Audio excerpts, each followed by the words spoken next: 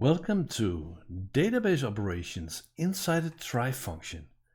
Good or bad? Hey, I'm Eric, and based on some recent comments, this topic came up. And what are the rules? What are the best practices? What is it about TryFunctions and database operations?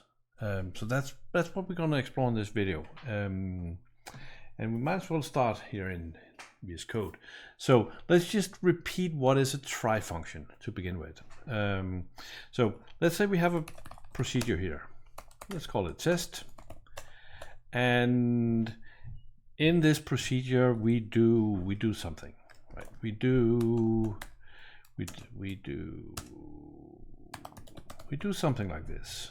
That d equals 10 divided by 0. So you see, the compiler is clever enough saying, oh no, Eric, that's not gonna fly. But this is gonna fly, right? So if we call this function, run this page. And I'm using a cloud sandbox here because TryFunctions can be configured to work differently on-prem than in the cloud. So we get an error as expected, right? This is attempted to divide by 0. It's not going to fly. So, but let's say that this is something that we want to catch. In the olden days, we had the option of creating a code unit or try, why not, trigger on run, begin, and we do the same thing here basically. And then instead of doing this, I could do if code unit.run code unit try, then something, or ignore that. So if we run, and then we'll do a message success afterwards. If we run this,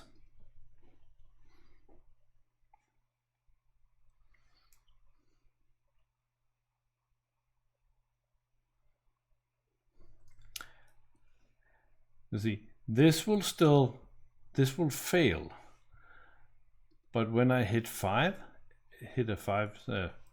and so sometimes here that's anyway, we get to the success. We actually get success 3 times because there is some weird error in Business Central that the on open page trigger, depending on with the debugger and what's not, it might get triggered 3 times. And this bug has been in Business Central forever. So apparently I'm the only one getting it, and it's not important. Anyway, so here we see that I can catch any error that is happening inside a run code unit or run statement. The challenge with this is that if I do a rec.find first, then I do a rec.modify. So I now do a database operation before I call the code unit. So if I run this again,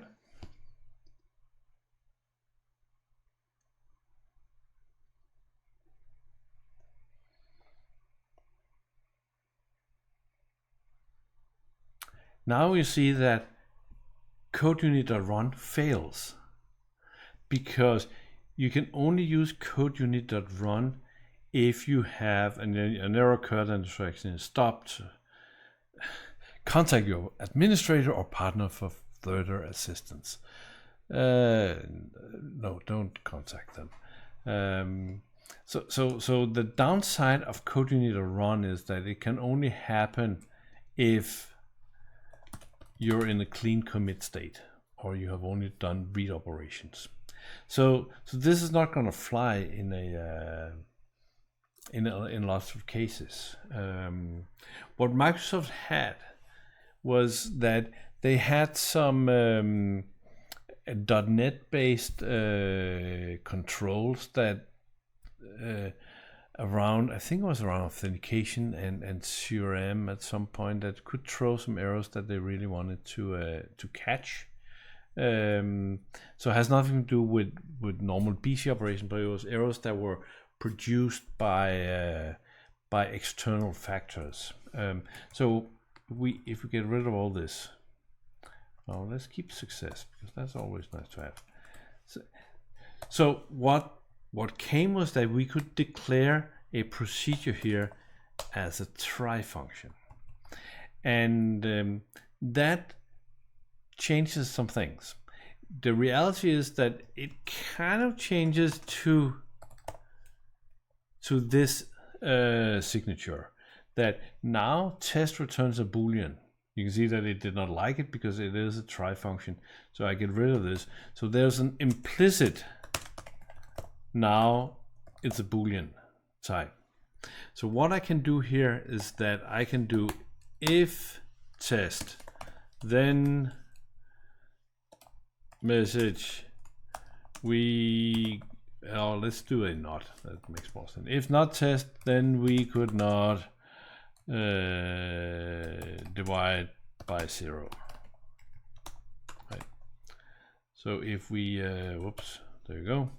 If we run this,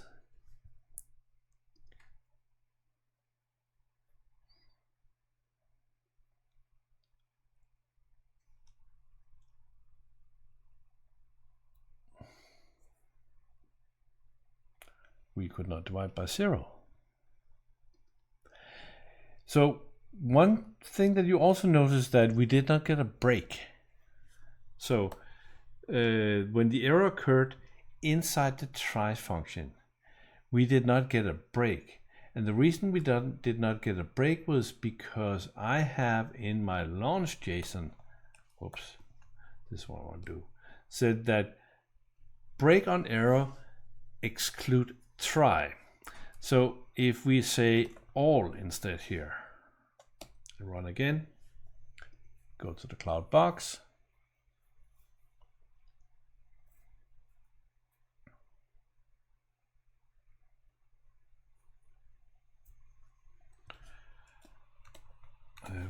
what if I move this down a bit? Right, so now we can see that we do get a break here. If I step now, we can see that execution continues. So now it exited out of the test function, returned that as false, and then we get the rest of the code running. And we get it 3 times because that's a magic number.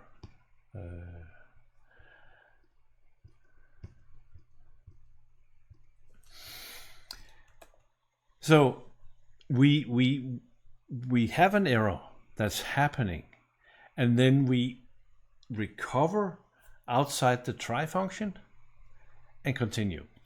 So let's do 2 things. Let's see that what customers have. So a datum, that's the first one. So if I do rec.find first, and now I'm actually going to change this, because just to make sure that this makes more sense. So now I'm going to create an arrow here. We all know that an arrow rolls back on committed database transactions. So if I do here rec, and then we do name equal test 100 and rec.modify. Now we're changing the name of the customer. Then we are doing an error. So let's try that again.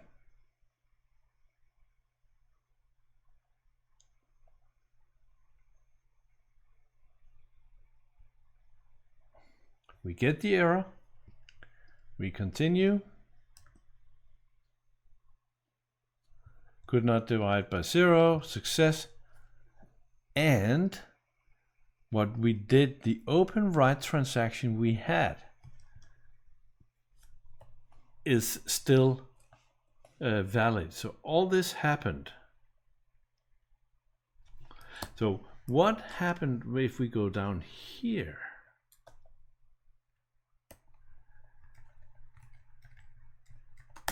And do test 101 now. So now we're doing a database operation inside the TryFunction, and we're erroring out.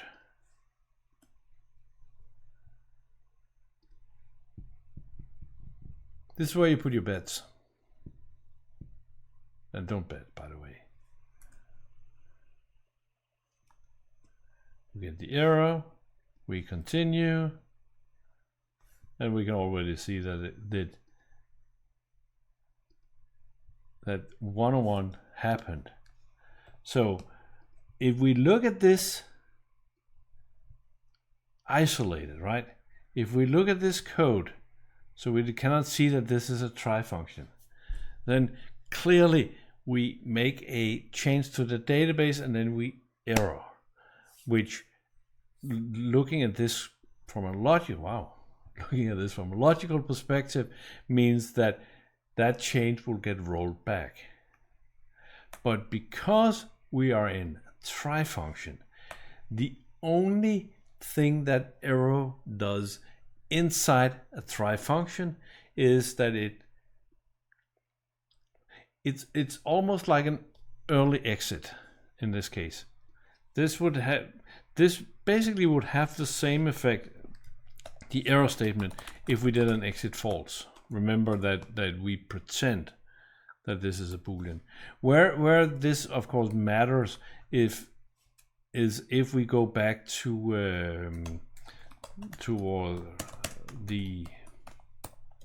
another normally non-catchable error right here.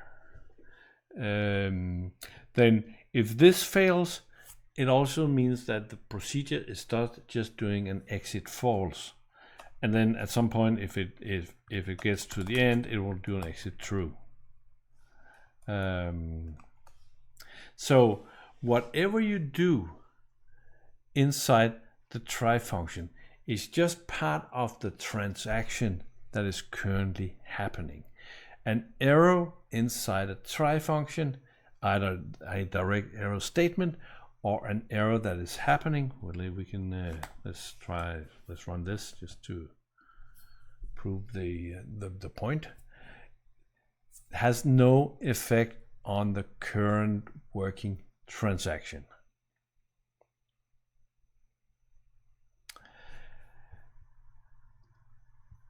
We got this one because I still have the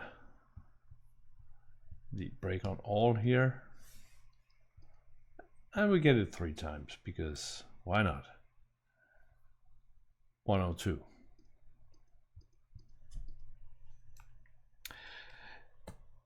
Okay, so now this leaves one important. So there's a slight difference that this is the default behavior in the cloud.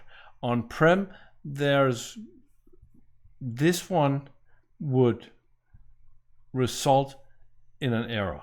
So if we do the same thing towards an on-prem, here's an on-prem.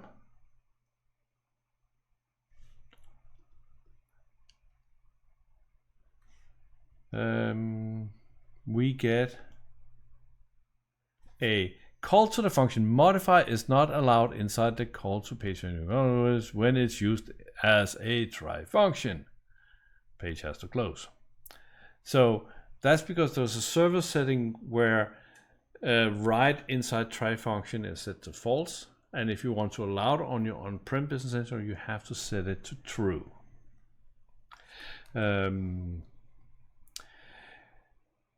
So should you use this? Of course. You just have to be aware that the rules are changed. You can do a lot of neat things with TryFunctions that are normally hard to do. So I have an example in my advanced portal designer where the user can click, hey, I want extended error information. So I put everything in TryFunction. So tons of stuff happens inside the TryFunction. And then if an error happens, the TryFunction will catch the error. And then at that point, I can grab all the stack traces and information I need and wrap that up as an individual error message that is because this is done through an API. So instead of when you're working with APIs, you only get the error message. If your API call to Business Central fails, you just get an error message. You don't get the stack trace, you don't get extra information. But by rethrowing the error with extended information, you suddenly can get all that info, which is pretty nice. So there's a lot of excellent uses for this. Also, sometimes you can use TryFunctions just to instead of having a big complicated if something is not formatted correctly. Let's say you're trying to pass some strings with information and so on, and you expect the string to be correct, but then you can create a narrow path through your code that will process if the string is correct. If it's wrong in any way, instead of having to test all parameters to each copy string call and so on, wrap the whole thing in a TryFunction. And if the processing of the string doesn't fail, if it failed, then hey, not formatted correctly, otherwise it works. So TryFunctions are very nice and very cool, and the only thing that you need to keep your mind on is that an error happening inside a TryFunction does not roll back the current database transaction. That's it. Check this video out. AL hacking for sure. I know it. It's a good one. I'll see you there. Take care. Bye.